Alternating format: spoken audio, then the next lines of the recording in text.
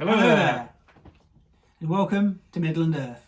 we're going to do something a little bit different with this one. We're going to give you some of our 5 favourite movie moments, just so you can get a bit more of an insight into who we are as people, and the type of films that we like to watch and things like that.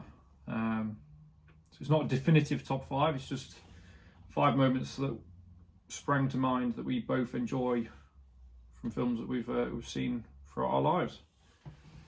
Yeah, we're just going to talk through them and what we like about them, and if we agree on certain things and or disagree with whether they're good or not. And then you guys can comment on what you think your 5 of your favourite movie moments are. It'd be good to start a little conversation in the comments if you want to do that. So, we might look at making this more into perhaps a mini series. So we'll have our longer feature episodes, and then top 5, top 10s as sort of a mini series to go alongside it. Try and get a bit more interaction.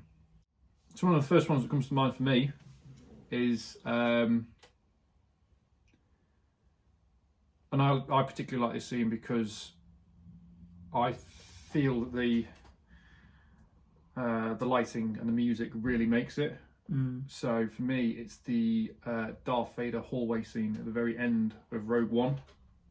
It's pretty badass, to be fair. So you've got the rebel soldiers. Obviously, they've stole the Death Star plans. They're fleeing to their ship. The door gets jammed, and then they turn around, and it's just hallways in complete darkness. And then next thing you know, you just get the red lightsaber igniting, and then it's the orchestral music in the background, like you've got the music in the background, but they've also got like the opera singers just to add the drama to that scene. What music is it? I can't even remember what happens in that. Is it? It's not his normal music. No, it's not the Imperial March. So it's just literally very dramatic, sort of orchestral with a lot of. It's not. A lot of screaming. It's not word. Yeah, it's not word vocals. It's just sort of very dramatic. You know, the classic opera style music. And you don't get many lines in there. It's just Vader's going through this hallway slaughtering these rebels, and they're obviously screaming and dying and whatnot, and it just sort of gives you that moment of, because you never really see Darth Vader as this powerful villain He's like in the rest of the films, but this minute and a half scene actually shows him how brutal he can be. Because you don't really see that in the original trilogy. No, as much. He's more just like power, isn't he? Yeah. Whereas like it's definitely like, I can't even. Brutal. Yeah, and so that's one of mine. What about you? One of the first things I thought of as well was a Star Wars related one, and I just remember being like, I think I would have been like 10, 11, watching The Phantom Menace, and when the doors open and Darth Maul's there with a double-edged lightsaber, like blew everyone's minds. Yeah, first time I see a double-bladed lightsaber. 2 of them. Pretty awesome. And then that whole scene, I know it's like broken up in the film, but like the whole fight is just amazing. It's probably still one of my favourite fights in Star Wars, to be fair, because it encapsulates so much. Like there's so much to it. The music's a big part of that as well. Again, it's the orchestral, but the opera music, the opera voice is in there as well. It like brings up the tension a bit, doesn't it? And it happens on so many levels as well. Like it starts off in one area, and then they move to like the multiple levels, and then they've got the barrier things the laser where barriers, they like open up, and they've got to like run through them to like try and get to him. Like I love that scene. It's one of my favourite pieces of music as well in the whole of the Star Wars franchise, the Duel of the Fates. Yeah, you can just listen to that on its own, can't you? And I think what makes that scene even better, and I probably will bring that up if we ever do like a top 5 Star Wars moments, is Dave Filoni explained it best in an interview a few years back. The reason behind it being called Duel of the Fates is that the way that fight ends impacts the entire Star Wars saga. So if Qui-Gon doesn't die, he trains Anakin. Anakin doesn't become Darth Vader because he's got a proper father figure. But because he dies and he gets trained by Obi-Wan, and Obi-Wan treats him more like a brother, I suppose. That's why he then has all these emotional tension and things, and he can't let go of people and things like that. And then that affects how obviously the story plays out. So the whole reason that song for the music for that is called Duel of the Fates is because it fully ties into how Anakin actually ends up. I've thought that before. Yeah. Quite cool. Yeah, I've got one. you might see a theme in my favourite movie moments, because the next one I'm thinking of is in Lord of the Rings: The Return of the King. So if you watch the extended version, you get this little moment where Gandalf's riding up through Minas Tirith during the Battle of Pelennor Fields, and the Witch King comes down, breaks his staff, his sword lights up in flames, and you think, oh my god, it's all over for him. And then you hear a horn, and it flies away, and the riders of Rohan have appeared to save the day. And you get that moment where King Theoden's sort of riding along, and he gives his big speech about screaming death and things like that. And then the camera pans back, and you see like the army of about 6,000 riders.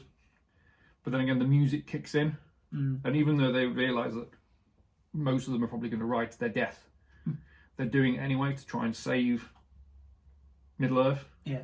And just that whole moment, it just makes my hair on the back of my neck stand up because of the way the music plays out, and the whole thing is just music is brilliant. Music is bit a of big thing. cinematography.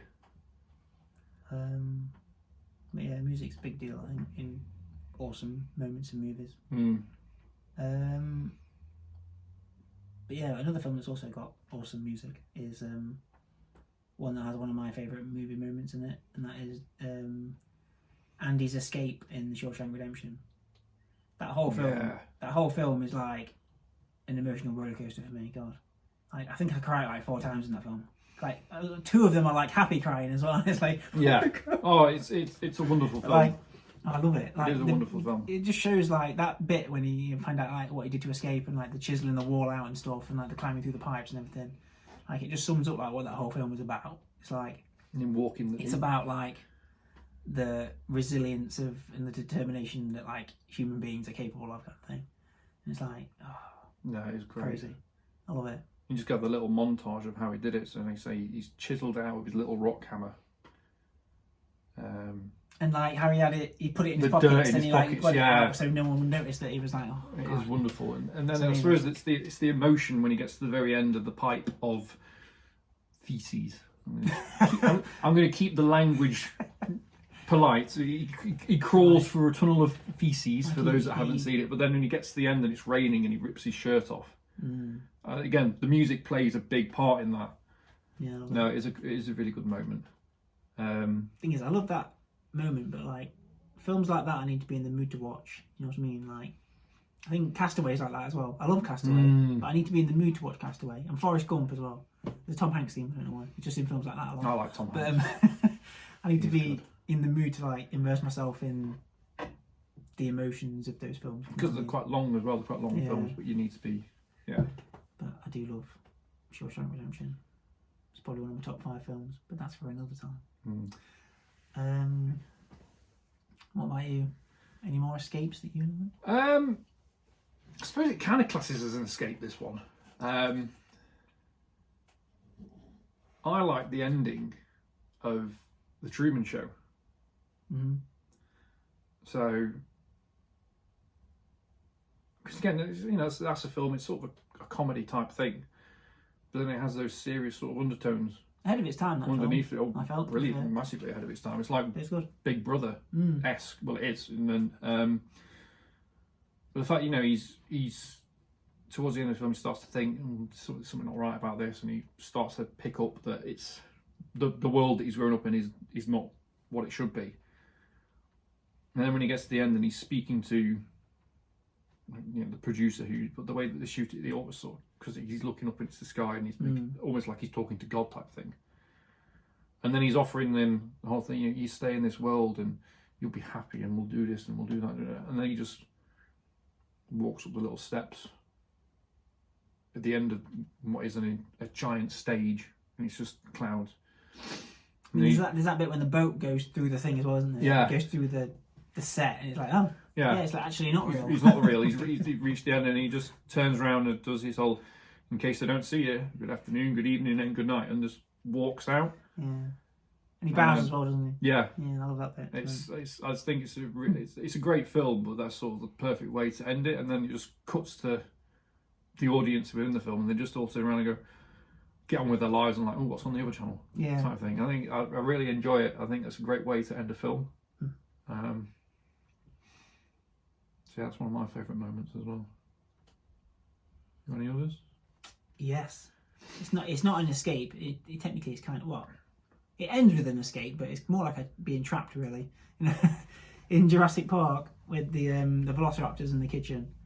Oh, yeah. Every time I think of Jurassic Park, I think of that scene because it's so like, I don't know. It kind of, the tension in it kind of reminds me of like Jaws, but like on land. You know, like people in peril and they don't know how to get out of it. It's kind of like, God, what are we gonna do? It's like, and kids in peril as well always gets me in films as well. You kind of like, yeah, I was going to say it wouldn't have had the same tension if it was Alan and Ellie in the kitchen as opposed to being they wouldn't fit the in the kids. cupboard for one. Well, yeah, but I get what you mean. It's like yeah, it adds to the tension that it's the two kids and they're trying the hardest to escape the velociraptors in a kitchen. And they manage it as well, though. To be fair. Yeah. But yeah, I love it when they first they're enjoying themselves, like eating jelly and stuff, and then they just see the silhouette and they're like, "I'm good," and then end up in the kitchen. It's meant, I love it. But it does show like Steven Spielberg likes giving children really good moments in films, doesn't he? Like having them be like autonomous and not just being saved by the adults, kind of thing. They do like get themselves out of insane moments, which I like. It's cool. Yeah. But and also props to like the animation, the animatronics as well, because the velociraptors look awesome. But still holds up well today. I think it does. Like Jurassic Park on the whole, say how old that film is, it's still like one of my top 5 films of all time, I think. It's probably nearly 30 years old now. Probably, yeah. But it still holds up really well. Oh, but even the CGI is good. Like, I'm probably like ahead of the game. Again, it's another film where the music plays a big part. I think John Williams' music in that film. I mean, it's probably this probably in itself will be an episode at some point. We will talk about music in films because there's so many composers out there. Do a whole episode on John Williams. God. Well, I was thinking an episode just on composers in general, but if you want to do one fully on John Williams, I'm behind that. But yeah, it's another one where the music plays a massive part in the tension and the emotion in that film. It's probably one of the most iconic like movie scores of all time. But to be fair, everyone knows Jurassic Park, don't they? Funnily enough, one of the other moments I was thinking of is another moment in Jurassic Park, but I'm thinking of the T-Rex reveal. So you know the power's cut off, the cars stop in front of the compound, the T-Rex compound. And then you see that moment with the goat where it comes up and it's just sort of there, and then, the rain. Gonna eat the goat? Yeah. I love that bit. And then he turns around and the goat's gone. The little goggle thing. Yeah, the goat's gone. And then next thing you know, it's just like this black leg lands on the windscreen of the roof of the Jeep, and you see the little claws sort of coming down on the bars of the fence. The guy runs off, leaving the kids alone in the Jeep. He runs off to the toilet to hide. But then when the T-Rex sort of breaks through the fence, it's just a fantastic moment because you know you've not seen it in the film. It's the first reveal of it. The most heroic Jeff Goldblum performance as well. Yes, yeah. Obviously, you know it's going round and it eats the guy that's sat on the toilet. But then it's the bit that because they've got the flashlights on in the car and whatnot, and Alan's trying to tell them to turn the lights off and such. And then the T-Rex bursts through the roof, and then because I don't think they told the kids that it was going to happen, did they? No, I think it happened by accident. Yeah, and the perspex breaking, I think that was the bit that scared them the most. The fact that the glass broke and it comes down. It's a fantastic moment for me because the terror in the kids was genuine because I don't think they were expecting the force of this animatronic T-Rex head to come through, break the glass and try to eat them. I just thought it's a brilliant moment film-wise for me. I love it. Yeah, it is good. I kind of watched Jurassic Park now. I mentioned it a lot. We're just going to do that. See you later. But yeah. But yeah, it's brilliant. I love it. On a completely different note, let's go more towards the superhero route. I really enjoy the end scene of Robert Downey Jr. in Endgame. To be fair, when he manages to get the Infinity Stones, and he clicks his fingers and he says, "I'm Iron Man," and I love it. It is good. It's a good bookend to the character, I think. 'Cause obviously, in the first Iron Man, he says it at the end to like completely just smash the idea of normal superheroes and having secret identities and stuff. He's just like, "Oh no, I'm Iron Man." So like, he doesn't at that point he doesn't really care if people know who he is, kind of thing. And then in Endgame, he's kind of embracing like truly like his heroic persona of being like essentially the savior of the whole like MCU, essentially in that one moment and stuff. So I love that, and I love like what is built up to that as well. I think it's like a truly selfless like act that he does to like save everybody. But that whole like scene is super emotional as well. Oh yeah, it is, because he collapses. You can see the I think the way that they do it as well, that he's sort of leant to the side of it, and you see the left side of his face, and he's a bit battered and bruised and whatnot. But then you can see down the right side of the armor, it's all burnt and everything like that. And then as his head moves over, you see that he's actually damage that it's caused to him. And then there's the emotion from like Rhodey and Spider-Man, and obviously Spider-Man's completely broken at this point because his mentor's died. I mean, it kind of like it, in a way, it kind of reminds me of like a deathbed kind of scene. Like everyone's saying bye to him and stuff, and like it proper like rips your heart out, because like even this is like the character that like essentially set up the MCU and has been in it for like what 15 years, and like everybody's saying bye to him, kind of thing. Would you have preferred it if they'd included the deleted scene as part of that as well? Oh, what was it? So you get the bit where so in the film you see all the characters' faces. Oh, is it with his daughter? Is it with his daughter? No, the deleted scene is as he's still on the battlefield and whatnot. All the heroes come around and they take a knee in a mark of respect to him. I don't know. I feel like that became a deleted scene, and instead you got the funeral scene instead. Yeah, I prefer that. You prefer that, yeah. Because like everyone's there, aren't they? Like they don't really miss anybody. But I don't know if that would be a bit cheesy. Yeah, what do you think? That might be why it's probably. I think it worked well as it was, but they did that as a deleted scene where they all sort of turn up. You see the emotion of it, but then they all start to take a knee as a mark of respect for what he's done. But I think it probably does work better. Yeah, I think it worked. The funeral scene instead afterwards. Yeah, just the main people around him. Yeah. When he first like is dying, and then the funeral bit at the end. I think it's the best bit. I think, personally. But one of my other favourite movie moments, and again, it actually is from Endgame, but it's earlier in the film, is the portal scene. So just before the final battle begins, and you've got Cap stood there on his own with his broken shield, facing Thanos and his massing army. Yeah, I like that like dead wide shot that they do, just like him, and then like loads of them like on the other side. And then he just gets that moment, and it's a nice callback to the Winter Soldier film, where Sam then goes, "On your left," and then you get the one portal open, and it's like, Who comes through first? I can't remember. So Black Panther, Shuri, and Okoye walk through first, and then Sam flies through, and then you get all the other portals opening, and all the other heroes start making it. But again, for me, it's the music that makes that scene. Like builds up, builds up, and you get all these heroes that were dusted that sort of come back and whatnot, and then they all gather up, and then Thanos sort of realizes, it's not going to be quite as easy as I thought it was going to be. Because they're all back, and then there's the huge battle ensues, and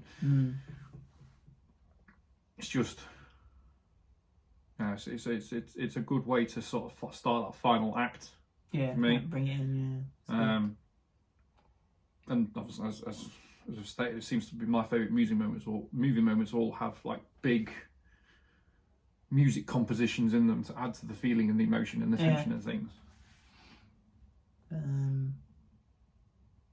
don't know, I'm trying to see a link between mine, but there isn't any really. I just like lots of different movie moments.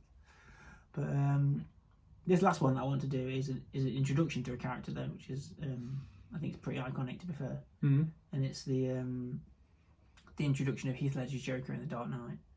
I love how it basically just sums up the character and like shows you what kind of person he is, how clever he is, how ruthless like he can be,